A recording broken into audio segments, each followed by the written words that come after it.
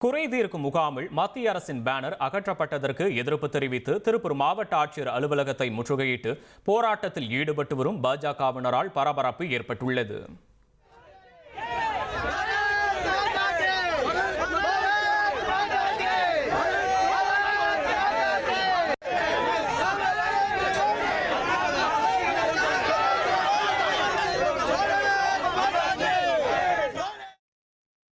விவரங்களை செய்தியாளர் அருண்குமார் வழங்க கேட்கலாம். அருண், வணக்கம். பேனர் எதனால் அகற்றப்பட்டுச்சு அருண்? மேலும் போராட்டம் குறித்த கள விவரங்களையும் பதிவு பண்ணலாம்.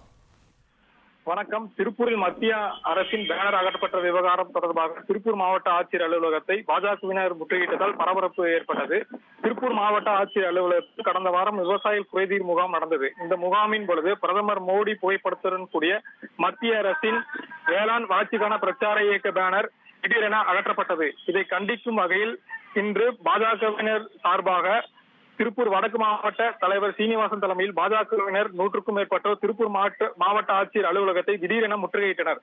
தொடர்ந்து அவர்களிடம் போலீசார் பேச்சுவார்த்தை நடத்தி 5 பேரை மட்டுமே ஆட்சியர் அலுவலகத்திற்குள் அனுமதிப்பதாக தெரிவித்தனர். ஆனால் அதற்கு எதிர்ப்பு தெரிவித்து அனைவருமே உள்ளே செல்ல வேண்டும் என கூறி பாஜகவினர் திடீரென மாவட்ட ஆட்சியர் அலுவலகத்தை முற்றுகையிட்டனர்.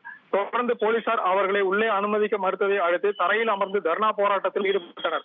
மத்திய அரசின் பேனர் விவகாரம் சம்பந்தமாக அதிகாரிகள் மீது நடவடிக்கை எடுக்க வேண்டும், மாவட்ட ஆட்சியர் எங்களிடம் பேச்சுவார்த்தை நடத்த வேண்டும் என தர்ணா போராட்டத்தில் ஈடுபட்டனர்.